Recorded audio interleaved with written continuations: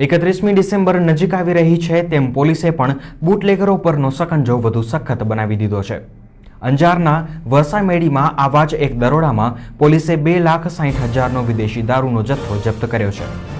પૂર્વ બાતમીના પગલે અંજાર પોલીસે વરસામેડી ગામની બાગેશ્રી સોસાયટી પાછળ આવેલા બાવળોની ઝાડીમાં સર્ચ ઓપરેશન હાથ ધર્યું હતું, જે દરમિયાન પોલીસને ઇંગ્લિશ દારૂની જુદી જુદી બ્રાન્ડની 408 બોટલ અને બિયરના 480 ટીન મળી આવ્યા હતા। આ દારૂ અંજારના કુખ્યાત બુટલેગર પપ્પુનો હોવાનું મનાઈ રહ્યું છે।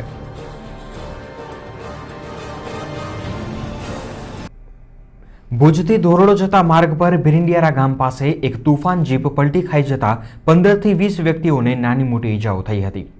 મુંબઈના કેટલાક પ્રવાસીઓ રણોત્સવની મજા માણીને તુફાન જીપમાં ભુજ પાછા ફરી રહ્યા હતા ત્યારે આ અકસ્માત સર્જાયો હતો। ઈજાગ્રસ્તોને ભુજની લેવા પટેલ હોસ્પિટલમાં સારવાર માટે લવાયા હતા। અકસ્માત ગંભીર હોવાની આશંકાના પગલે અનેક લોકો ભુજથી ભીરંડિયારા ખાતે દોડી ગયા હતા, પરંતુ કોઈને ગંભીર ઈજા ના થઈ હોવાનું જાણી સૌએ રાહતનો દમ લીધો હતો।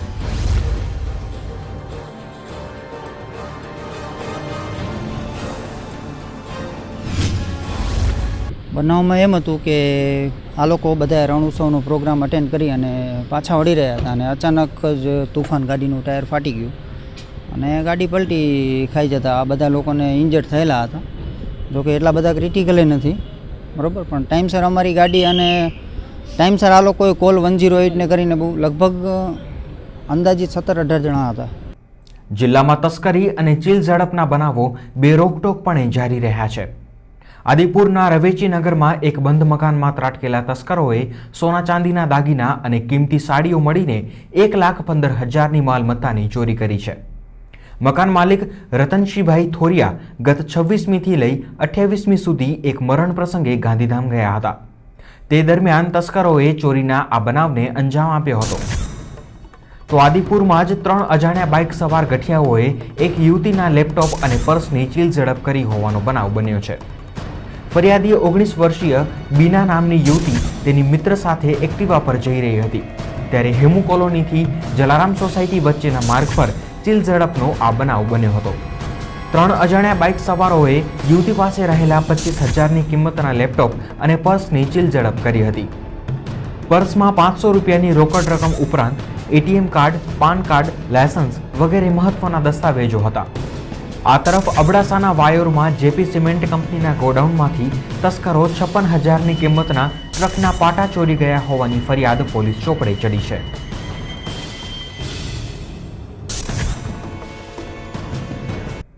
કચ્છ જિલ્લા તલાટી મંડળે વારસાઈ પંચનામા નહીં કરવાનો નિર્ણય લીધો છે। જિલ્લા પંચાયત ભવન ખાતે મળેલી કારોબારી બેઠકમાં તલાટી મંડળે આ નિર્ણય કર્યો છે। વારસાઈ પંચનામા અને જમીન મિલકતના વિવાદોમાં તલાટીઓ સામે પણ પોલીસ કાર્યવાહી થતી હોય વિવાદથી દૂર રહેવા તલાટી મંડળે આ નિર્ણય કર્યો છે। ભુજમાં યોજાયેલી કારોબારી બેઠક દરમિયાન તલાટી મંડળના વિવિધ સભ્યોએ આ અંગે મંડળના પ્રમુખ સામે ઉગ્ર રજૂઆત કરી હતી। તાજેતરમાં જ આવા એક વિવાદ અંતર્ગત મુન્દ્રાના છસરા ગામની મહિલા તલાટી સામે પોલીસ કેસ નોંધાયો હતો અને તેમની ધરપકડ થઈ હતી। આ મહિલા તલાટીને તલાટી મંડળ રક્ષણ આપી શક્યું નહીં તે મુદ્દે પણ સભ્યોએ નારાજગી વ્યક્ત કરી હતી। જોકે મંડળના પ્રમુખે ખુલાસો કર્યો હતો કે મહિલા તલાટીની ધરપકડ અંગે તેમના તરફથી કોઈ રજૂઆત નહોતી આવી।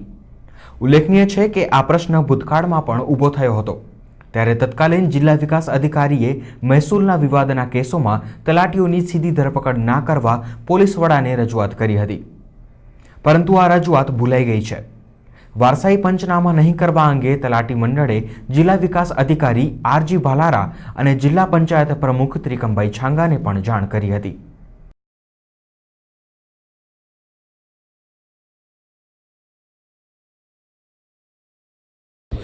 ખાસ કરી અને એવું છે કે કોઈ પણ મહેસૂલી ફરિયાદ દાખલ કરવામાં આવે ત્યારે મહેસૂલના કોઈ પણ અધિકારી પાસે ખરેખર એની તપાસ કરાવડાવવી જોઈએ કે ખરેખર આવી ફરિયાદ આવી છે તો આની અંદર કોણ દોષિત છે। પોલીસ અધિકારી મહેસૂલ એક્ટ જાણતા નથી હોતા એટલે ફરજના ભાગરૂપે કામ કરેલું હોવા છતાં પણ એ એવું બતાવે છે કે આની અંદર કાંઈક ખોટું કામ થયેલું છે અને એવી રીતે પોલીસ ફરિયાદ દાખલ થઈ જાય છે। એટલે અમારી માંગણી પણ એવી છે કે જ્યારે પોલીસ ફરિયાદ કરવામાં આવે ત્યારે મહેસૂલી કર્મચારીને તપાસ સોંપી અને જો ખરેખર દોષિત લાગે તો જે તે અધિકારી થ્રુ પોલીસ ફરિયાદ દાખલ કરવાની પ્રણાલી રાખવામાં આવે તો આવા પ્રશ્નો ઉપસ્થિત ના થાય એમ. ભુજમાં કોંગ્રેસે તેના 128મા સ્થાપના દિનની હોશભેર ઉજવણી કરી હતી. વરિષ્ઠ કોંગ્રેસી કાર્યકર શંકરભાઈ સચદે, નગરપાલિકાના વિપક્ષી નેતા રાજેન્દ્રસિંહ જાડેજાની ઉપસ્થિતિમાં જિલ્લા કોંગ્રેસ કાર્યાલય ખાતે કોંગ્રેસી કાર્યકરોએ કેક કાપી એકમેકના મોં મીઠા કર્યા હતા. આ પ્રસંગે કોંગ્રેસનો વર્તમાન ભલે ખરાબ ચાલી રહ્યો હોય પણ ભવિષ્ય ઉજ્જવળ હોવાનો આશાવાદ વ્યક્ત કર્યો હતો.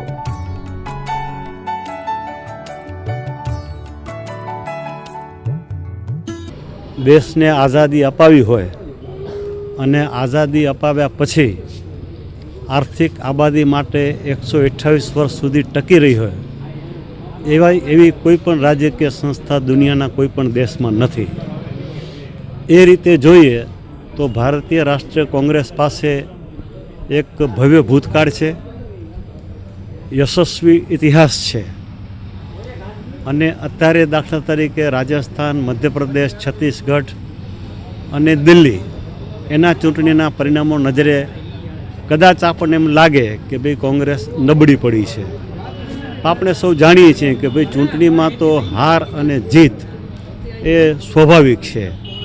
કોંગ્રેસ ફિનિશિંગ પખીની જેમ પાછી ઊભી થશે એવી આશાને અપેક્ષા છે. આજે છેલ્લા ઘણા વર્ષોથી અમે નગરસેવકો તેમજ કોંગ્રેસ પાર્ટી સક્રિય છે, છતાંય વારાટારા બધાને આવે છે. કોઈ પિરિયડ ખરાબ હોય એનો મતલબ એ નથી કે કોંગ્રેસ પાર્ટી ખતમ થઈ ગઈ છે. કોંગ્રેસ પાર્ટી હંમેશા 1885થી કરીને આજ દિવસ સુધી હંમેશા પરિચયને ઊભી થઈ છે એવી આ રાષ્ટ્રીય કોંગ્રેસ પાર્ટી છે અને ફરી પાછી કોંગ્રેસ પાર્ટીનો જવલત વિજય મળતી આવશે વિધાનસભામાં, કચ્છની લોકસભાની સીટ ઉપર. તેમજ અમે સૌ કાર્યકરો, તું નહીં પણ અમે સાથે બધે મળીને કોંગ્રેસને જવલત વિજય અપાવશું એવી આજના કોંગ્રેસના સ્થાપના દિવસે પ્રસંગે અમને આશા અને અપેક્ષા છે. વધુ સમાચારો આગળ પણ જોઈશું, પરંતુ તે પહેલા એક વિરામ.